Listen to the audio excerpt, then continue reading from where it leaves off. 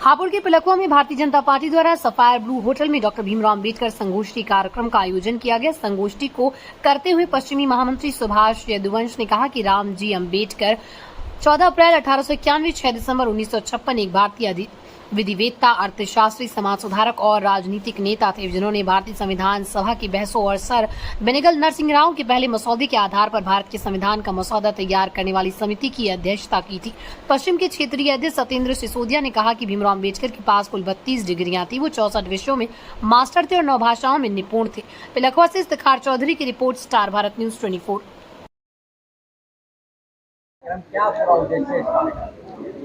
Bharatiya Janata party द्वारा आयोजित doctor Bhimrao Ambedkar ji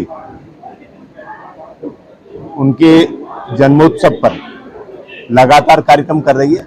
उसी के निमित्त आज का कार्यक्रम जनपद हापुड़ में संगोष्ठी का कार्यक्रम था, जिसमें प्रदेश के महामंत्री और विधान परिषद के सम्मानित सदस्य आदरणीय सुभाष यदुवंश जी मुख्य अतिथि के रूप में और नव प्रकाश जी अपने मुख्य वक्ता के रूप में पधारे, जिसमें बाबा साहब भारत रत्न डॉक्टर भीमराव अंबेडकर जी के जन्म उत्सव पर आयोजित जो कार्यक्रम हुए हैं उनके बारे में भारतीय जनता पार्टी ने आज तक संविधान के लिए जो जो चिंताएं की हैं, संविधान के माध्यम से आम जनमानस के लिए जो काम किए हैं, डॉक्टर भीमराव अंबेडकर जी का सम्मान बढ़ाने के लिए जो काम किए हैं, इस संगोष्ठी में उन सब पे चर्चा हुई है।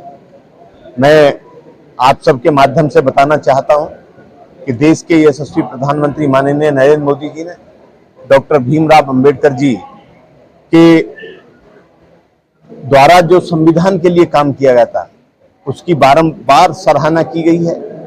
उनको सम्मान देने के लिए डॉक्टर भीमराव अंबेडकर जी को जितने भी सम्मान दिए जा सकते हैं उनकी तरफ से, चाहे भारत रत्न जब दिया गया था तब भी भारतीय जनता पार्टी की सरकार थी। हमने जहां जहां उनकी स्मृतियां जुड़ी हुई हैं डॉक्टर भीमराव अंबेडकर जी की, वहां वहां एक ऐसा केंद्र बनाया है ताकि आम जनमानस आके वहां देखे, उनकी स्मृति याद हो, लगे कि ऐसे महापुरुष जिन्होंने इस देश का संविधान रचा, उनके लिए भारतीय जनता पार्टी ने क्या क्या किया है। मैं आपके माध्यम से इतना भी बताना चाहता हूं कि देश के यशस्वी प्रधानमंत्री माननीय नरेंद्र मोदी जी के हाथों में आज संविधान सुरक्षित हाथों में है। उनके बनाए हुए कानून के आधार पर देश चलेगा।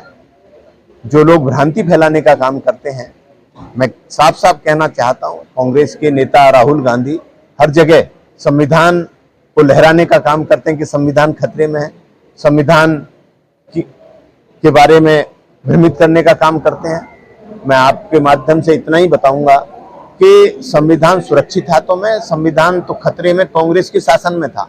लगातार उन्होंने संविधान के साथ खिलवाड़ किया, कभी भी उन्होंने संविधान के हितों की रक्षा नहीं की।